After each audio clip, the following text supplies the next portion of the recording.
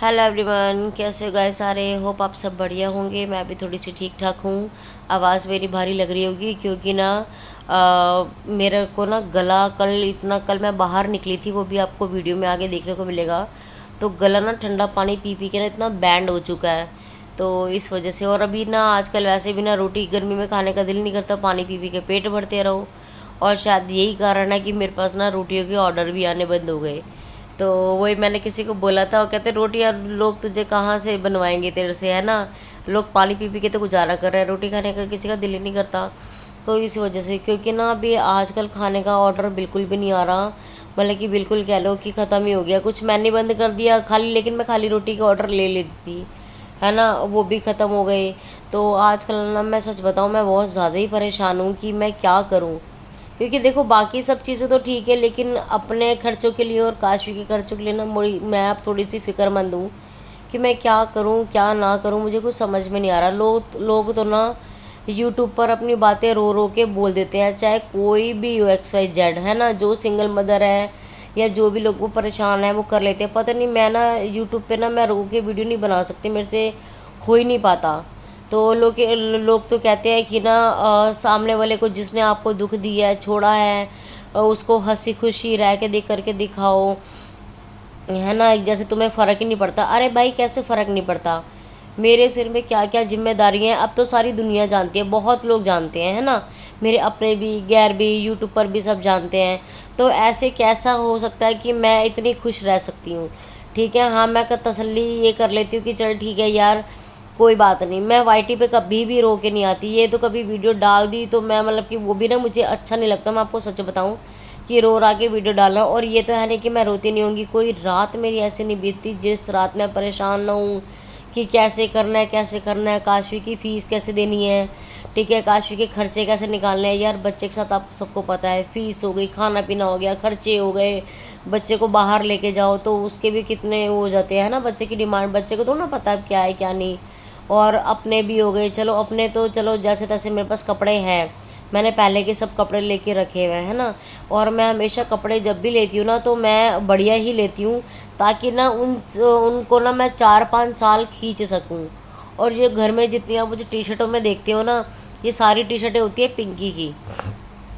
आप मानोगे, इन दिनों मुझे पजामे टी शर्ट लेने थे कि चल, मैंने कहा चल पजामा टी शर्ट वगैरह ले लेती हूँ, लेकिन मेरे पास मेरा बजट ही नहीं बना, तो मैं कहाँ से करती।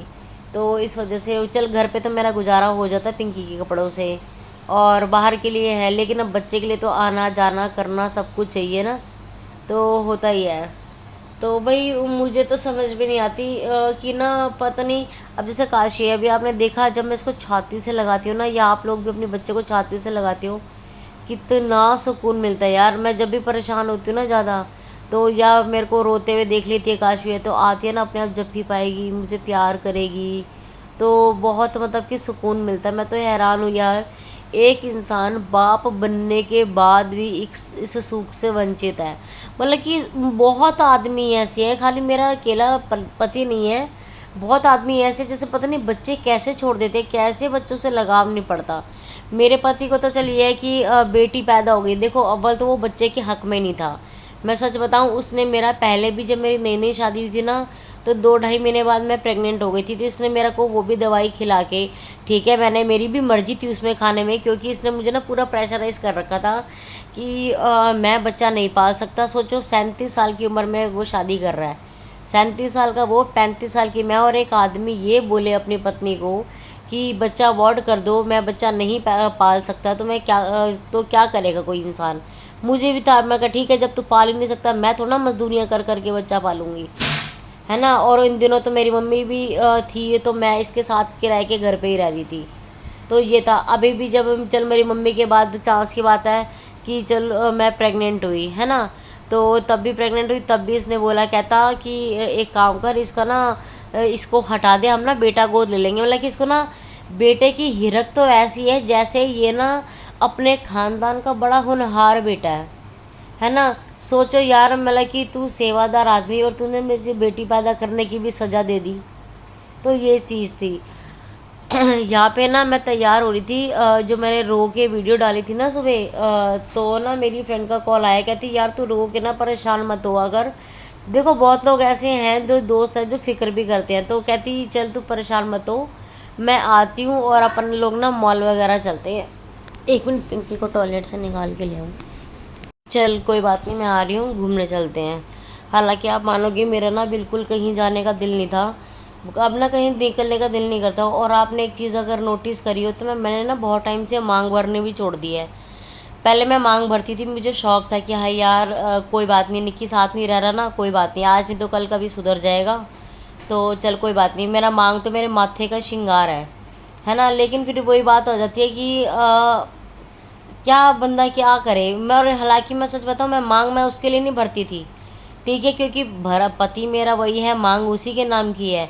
लेकिन क्या होता है अब ना दिल नहीं करता कि क्या है, दिल तो बहुत करता है लेकिन मेरा नहीं लगाती है, मेरा ना मन हट गया है। तो बाहर बहुत गर्मी थी तो मैंने कहा यार मैं कहाँ निकलूँगी, तो गर्मी भी बहुत है और काशी को लेके भी जाना, तो लेकिन अब वो फोर्स करी थी, मैंने कहा चल कोई बात नहीं चलते ही हैं। तो यहाँ मैं करी थी काशी की कंघी, और काशी की कंघी को लेके ना हमेशा ही मसला तो आता ही आता है कि इसके बाल मुझे बढ़ाने हैं, और मेरे से देखो एक चीर तक नहीं क्लियरिटी से निकलता। अभी बेचारी को दर्द भी होती है लेकिन क्या कर सकते हैं ना। तो वही है यार, बताओ, एक जो मैं हैरान होती हूँ, जो एक औरत के पेट से पैदा हुए और एक औरत उसकी बहन भी, है ना, और आगे बच्ची, इतनी प्यारी बच्ची पैदा हुई, उसको आपने सेवादार आदमी हो करके आपने बेटी को ठोकर मारी। पता ये इतना बुरा भुगतेगा ना, मैं आपको बता नहीं सकती। मैं ये कानूनी कार्रवाइयाँ नहीं कर रही ना। और हाँ, मैंने आपको एक चीज़ बताऊँ, मैंने ना इसकी गर्लफ्रेंड को बोला था, मैंने कहा भाई एक काम कर, तू 10 लाख रुपया दे दे मेरे को मतलब मेरी बेटी के नाम पे करवा दे, क्योंकि वो बंदी पैसे वाली है। मैंने ठीक है, वो बंदी पैसे वाली है, तो मैंने उसको बोला था, मैंने कहा एक काम कर, अगर तुझे मेरा पति परमानेंट चाहिए ना, क्या मतलब कि ऐसे रखेल बन के रह रहे हो, मैंने कसम से शब्द उसको बोले, मैंने कहा आप क्या रखेल बन के रह रहे हो, ठीक है, तो आप एक काम करो कि आप ना वो कर दो, क्या कहते हैं, आप 10 लाख रुपये मेरी बेटी के नाम पे करा दो, मैं निक्की को डाइवोर्स दे दूंगी। देखो ऐसे रिश्ते में बंद के रहने का भी क्या फ़ायदा है ना, जब वो इंसान दिल दिमाग से कहीं और जुड़ा हुआ है। और रही बात, वो मेरे से तलाक तो मांगता है, मैं तलाक क्यों दूँ यार, मैंने बच्चा पैदा किया है, मेरी बच्ची का कोई फ्यूचर नहीं है क्या। वो तो कहता है फ्री में तलाक दे दे, मैं क्यों दे दूँ। फ्री में नल्ले ने अपनी शादी करवा ली, फ्री में इसका बच्चा पैदा हो गया, सोचो सारा पैसा मेरी मम्मी का लगा, है ना, सब कुछ लगा।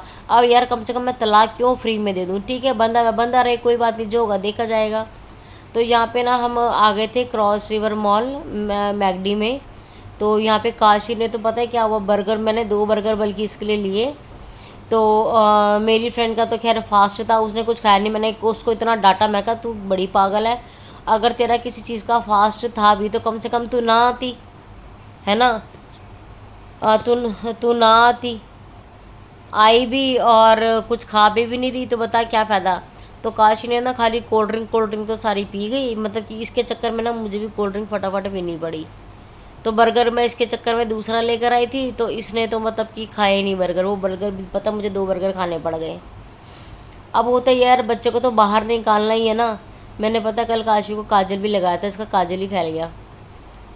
तो ये हम निकल गए थे बाहर मॉल से, और देख रहे हो अब इतनी गर्मी, इतनी भयंकर गर्मी थी ना, कुछ नहीं आदमी।